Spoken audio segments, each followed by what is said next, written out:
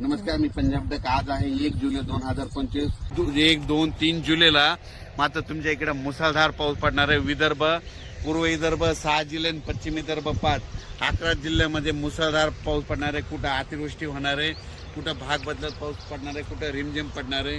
पण सांगायचं झालं तर यवतमाळ जिल्ह्यामध्ये खूप जोरात पाऊस पडणार आहे.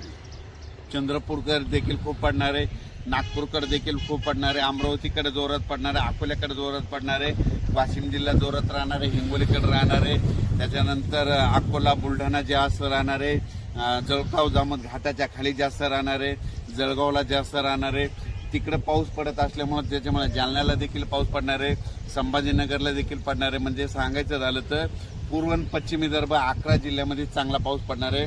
म्हणून हे विदर्भ पश्चिम विदर्भातल्या शेतकऱ्यांनी हा अंदाज लक्षात घ्या. पश्चिम महाराष्ट्रामध्ये चांगल्या प्रकारच्या बऱ्याच ठिकाणी भाग बदलत पाऊस सुरू होणार आहे. सांगलीकडं, साताऱ्याकडं, त्याच्यानंतर पंढरपूर